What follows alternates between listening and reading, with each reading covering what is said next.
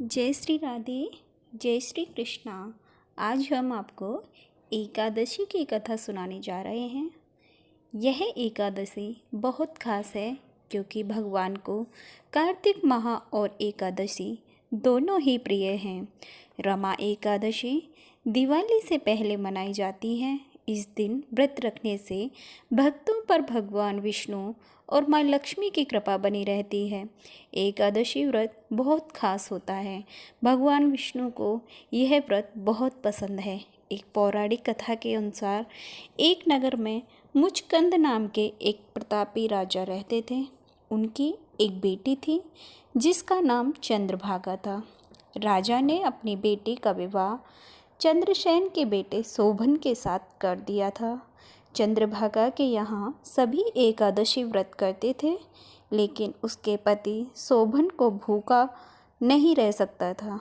उसे दोनों समय खाना खाने की ज़रूरत रहती थी। शोभन एक बार कार्तिक मास के महीने में अपनी पत्नी के साथ ससुराल आया। तभी रमा एकादशी का व्रत पड़ा।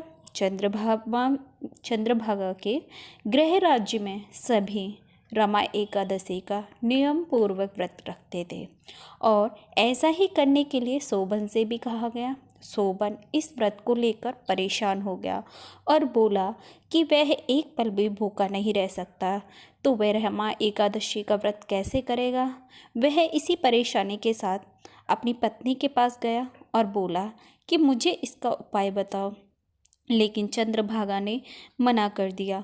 उसने कहा कि अगर ऐसा है तो आपको राज्य के बाहर जाना पड़ेगा, क्योंकि राज्य में ऐसा कोई भी व्यक्ति नहीं है जो इस व्रत नियम का पालन न करता हो। यहाँ तक कि इस दिन राज्य के जीव जंतु भी भोजन नहीं करते हैं। आखिरकार शोभन को रमा एकादशी उपवास रखना पड़ा, लेकिन भूख को वह सह नहीं पाया और पारण करने से पहले ही उसकी मृत्यु हो गई। चंद्रभागा ने पति के साथ खुद को सती नहीं किया और पिता के यहाँ रहने लगी। उधर एकादशी व्रत के पुण्य से शोभन को अगले जन्म में मंदराचल पर्वत पर आलीशान राज्य प्राप्त हुआ। एक बार मुचकुंदपुर के ब्राह्मण तीर्थ यात्रा करते हुए शोभन के दिव्य नगर पहुँचे। उन्होंने सिंहासन पर विराजमान शोभन को देखा तो देखते ही पहचान लिया। ब्राह्मणों को देखकर शोभन सिंहासन से उठे और पूछा कि यह सब कैसे हुआ।